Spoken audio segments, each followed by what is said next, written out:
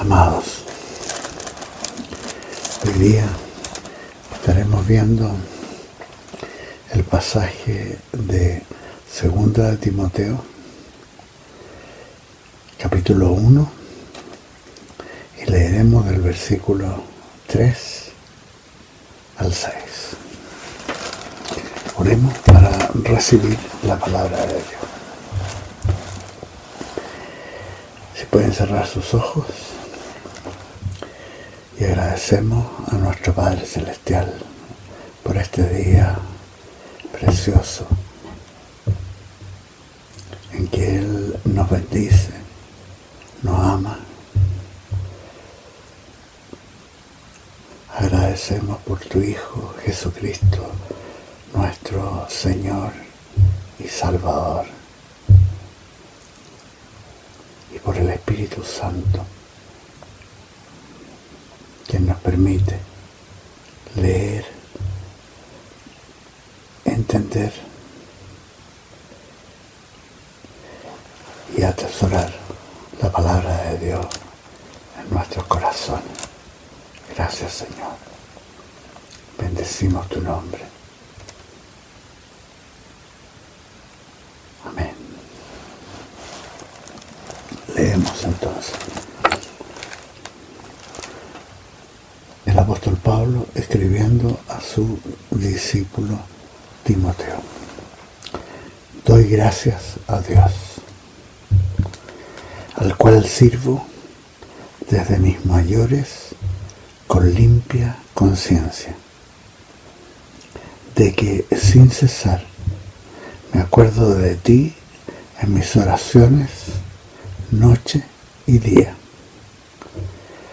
Al acordarme de tus lágrimas, siento deseo de verte para llenarme de gozo, trayendo a la memoria la fe no fingida que hay en ti, la cual habitó primero en tu abuela Loida y en tu madre Eunice, y estoy seguro que en ti también.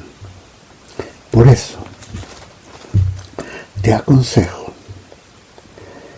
que avives el fuego del don de Dios que está en ti por la imposición de mis manos.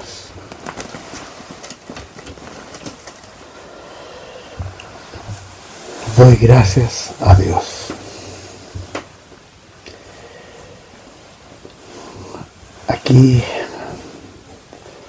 leemos a Pablo en una frase típica suya, que expresa su corazón agradecido a Dios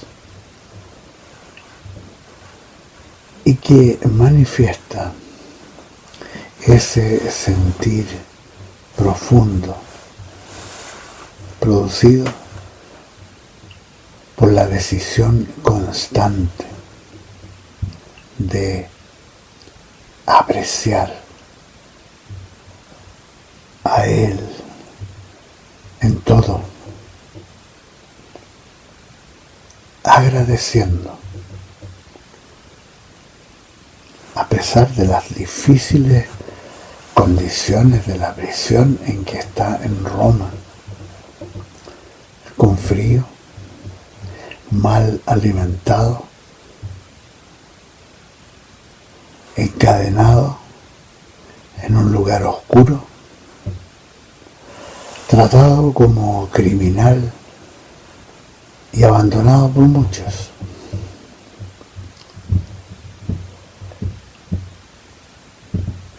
Y en medio de esas circunstancias, Pablo da gracias. Un ejemplo de consecuencia para alguien que nos había ya escrito y que aparece en Primera de Tesalonicenses, capítulo 5, versículos 16 y 17, y que dice así: estad siempre gozosos, orad sin cesar, dad gracias en todo, porque esta es la voluntad de Dios para con vosotros en Cristo Jesús. Esta trilogía fácil de recordar, siempre gozosos, orando permanentemente y dando gracias a Dios en todo. Es el ejemplo del apóstol Pablo en su vida y ministerio hasta el final. Dar gracias en todo.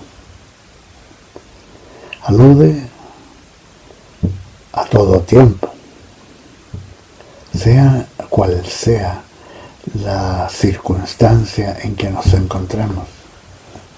Es agradecer en todo, no por todo, pues no podemos agradecer por el mal que nos aqueja cuando es algo del ámbito de la maldad, de las tinieblas. Si hay alguno de ustedes que no tiene mayor conciencia acerca de qué agradecer,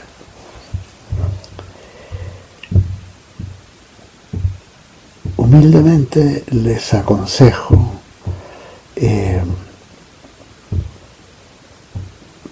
que tomen una hoja de papel y se sienten a escribir las cosas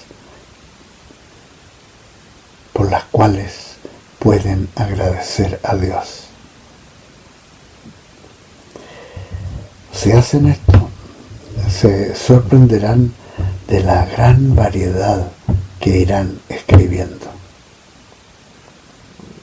Ayudados por el Espíritu Santo, van así a bendecir al Señor. Sigamos con la epístola. Doy gracias a Dios, al cual sirvo desde mis mayores con limpia conciencia. Una frase notable y que encierra gran contenido de la experiencia del apóstol con Jesucristo. Lo más notable es la obra del Espíritu Santo en Pablo, cuya conciencia está limpia, en plena paz con Dios, sin atisbo ninguno de alguna condenación por sus pecados pasados, que fueron perdonados, cubiertos por la sangre redentora de Jesús en la cruz. Conciencia limpia, libre de condenación, de toda la maldad de su actuar antes de la conversión a Cristo. Yendo por el camino a Damasco, cuando perseguía a los creyentes y era responsable de muchas muertes, incluyendo la de el joven Esteban, el primer mártir de la iglesia. Por algo, el Espíritu Santo lo había llevado a escribir esto que compete y beneficia a todo aquel que es de Cristo y que aparece en la epístola a los Romanos, capítulo 8, versículos 1 y 2.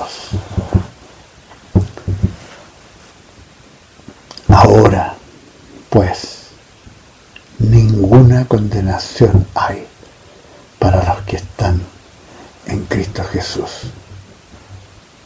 los que no andan conforme a la carne, sino conforme al Espíritu.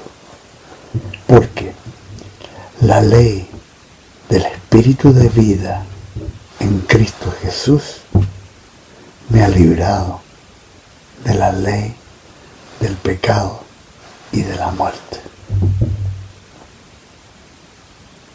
Nosotros también, tal como Pablo,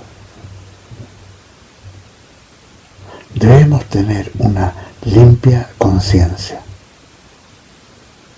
agradeciendo siempre por el perdón de nuestro pecado y por el hecho de estar cubiertos por la sangre preciosa del Cordero de Dios,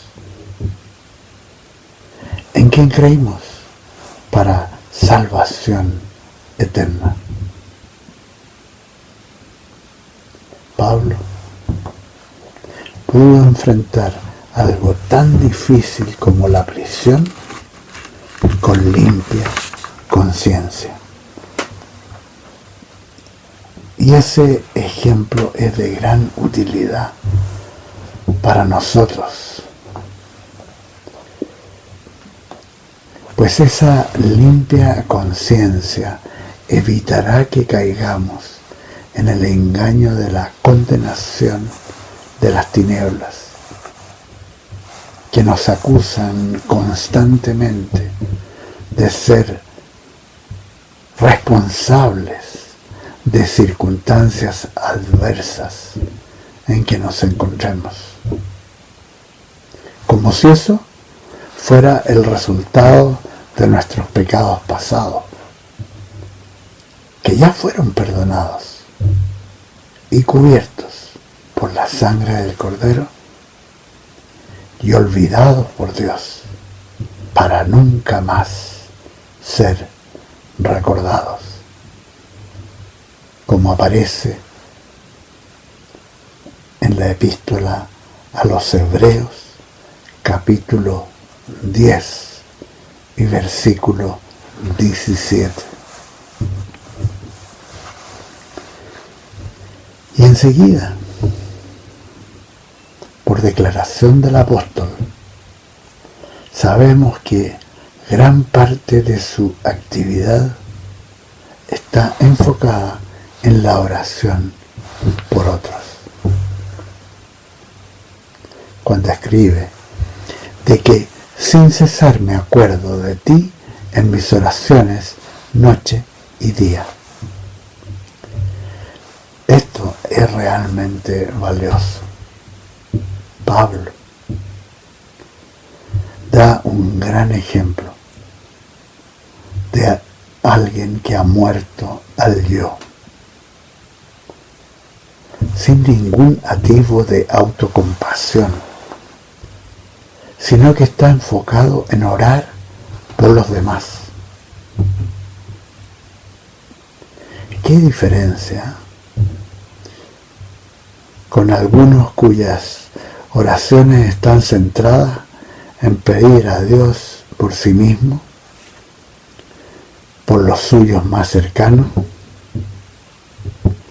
o por salir de circunstancias difíciles? Aunque sabemos que hay un tiempo para todo, recordemos este ejemplo de Pablo y que nuestras oraciones vayan más allá de lo propio y sean dirigidas para beneficio de otros, especialmente en aquellas cosas que sean la voluntad de Dios para pedir por ellas. Seguimos leyendo el versículo 4. Escribe Pablo a Timoteo: al acordarme de tus lágrimas, siento deseo de verte, para llenarme de gozo, trayendo a la memoria la fe no fingida que hay en ti, la cual habitó primero en tu abuela Loida, y en tu madre, Eunice, y estoy seguro en ti también. Aquí podemos apreciar que Timoteo debe haberse entristecido mucho y expresado abiertamente sus sentimientos como hijo de la persecución y la prisión de Pablo.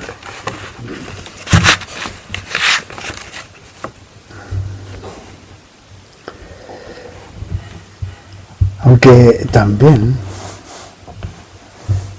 Timoteo ha demostrado abiertamente su fe sincera y que es un continuo familiar, recibida ya con el ejemplo no solo del apóstol, sino que también de su abuela Loida y su madre Eunice, ambas judías de nacimiento, cultura y costumbres, y que habían llegado a la fe en Jesucristo como el Mesías esperado de los israelitas por generaciones. En el versículo 6, por eso te aconsejo que avives el fuego del don de Dios que está en ti por la imposición de mis manos. Esto es una clarísima referencia al bautismo con el Espíritu Santo, una experiencia posterior a la conversión de fe en Jesús, y que fuera enseñada por el apóstol Pablo con firmeza para beneficio de los creyentes, de todos los creyentes, como se lee en el pasaje que aparece en el libro de Hechos relatado por Lucas en el capítulo 19 y que ocurrió precisamente en la ciudad de Éfeso, donde ahora Timoteo es el pastor de la iglesia. Y en Hechos 19 leemos del 1 al 7. Aconteció que entre tanto que Apolos estaba en Corinto, Pablo, después de recorrer las regiones superiores, vino a Éfeso y hallando a ciertos discípulos les preguntó: ¿recibisteis el Espíritu Santo cuando creísteis? Ellos le dijeron: ni siquiera habíamos oído que hubiera Espíritu Santo. Entonces dijo: ¿en qué pues fuisteis bautizados? Ellos dijeron: en el bautismo de Juan. Dijo Pablo: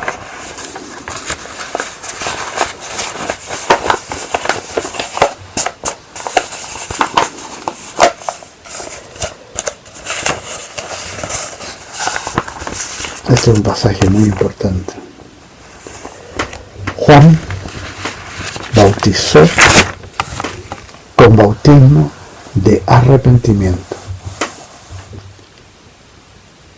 el bautismo en agua, diciendo al pueblo que creyeran en aquel que vendría después de él, esto es, en Jesús, el Cristo. Cuando oyeron esto, fueron bautizados en el nombre del Señor Jesús. Y habiéndoles impuesto Pablo las manos, vino sobre ellos el Espíritu Santo y hablaban en lenguas y profetizaban. y hablaban en lenguas y profetizaban. Hablar en lenguas y profetizar son señales de haber recibido el bautismo en el Espíritu Santo. Y aquí la palabra en el griego, lenguas, es glosolalia, lenguas desconocidas. Eran entre todos unos 12 hombres. Entonces, para todos estos, además de los que ya ha mencionado a Timoteo, fue necesario que el apóstol les impusiera las manos para recibir el don del Espíritu Santo, descrito también como el fuego del don de Dios, clara referencia al bautismo con el Espíritu Santo, una experiencia posterior a la salvación, como es descrito en la palabra constantemente. Esto, 12 hombres, además de Timoteo, son ejemplo claro de que este bautismo, con evidencia de lenguas y profecías, era para todos los creyentes, como lo enseñó y demostró Pablo, y no algo que cesara con la muerte de los apóstoles, lo cual equivocadamente sostienen algunos que siguen la doctrina de la cesación, que erróneamente promueven que los dones del Espíritu Santo que se manifiestan cuando alguno recibe el bautismo del Espíritu Santo cesaron cuando murió el apóstol Juan. El bautismo con el Espíritu Santo, que Jesús también llamó el don del Padre, es algo que se ha presentado a través de los siglos, y que ha sido combatido con fuerza y mucha violencia a través de los siglos, con la cual muchos bautizados sufrieron persecución y martirio, incluyendo a miles de anabaptistas del siglo XVI, con muchos martirizados no solamente por los agentes papales de la Iglesia de Roma, sino que también por luteranos y calvinistas.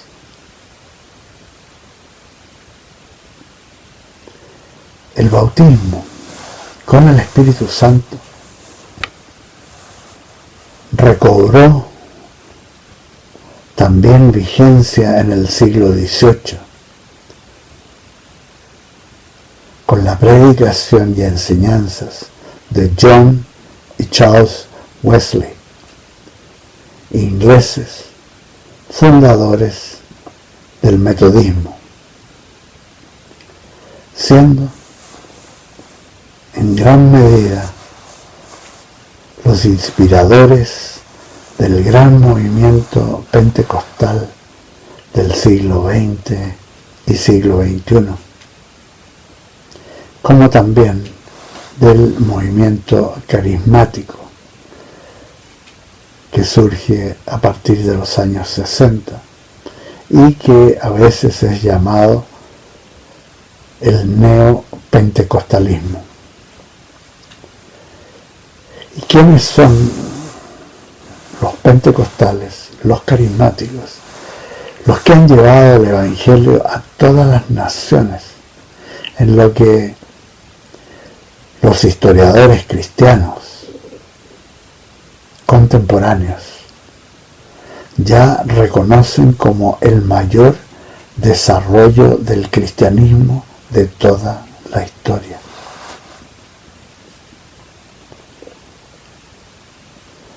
Hace un par de semanas apareció un artículo en el diario The Guardian, un periódico inglés de inspiración más bien de izquierda,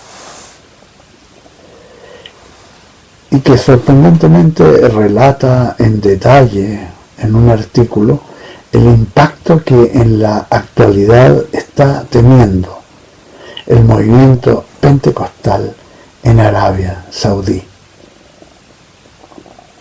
que aunque es perseguido, está demostrando ser imparable.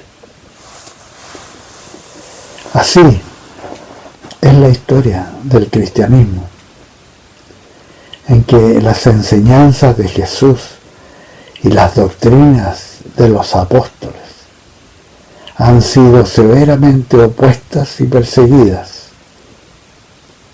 pero con las cuales sus detractores y enemigos por siglos no han podido detener. Son creyentes con el bautismo, con el Espíritu Santo, quienes mantienen vivo el fuego del don de Dios y realizan proezas de fe. Gracias, Señor, por las claras enseñanzas del apóstol Pablo, que están tan vigentes hoy como lo estuvieron en el siglo I, cuando está escribiendo esta epístola a sus discípulos. Gracias, Señor, por predicar el Evangelio con todo el consejo de Dios. Gracias, Señor, que por su misericordia, su bondad, podemos ser parte de un cuerpo de creyentes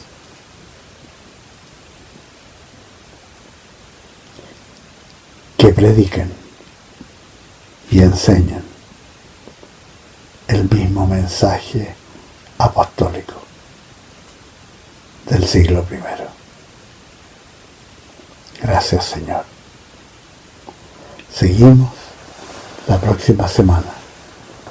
Amados, que Dios los bendiga, ahora y por siempre. Amén y amén.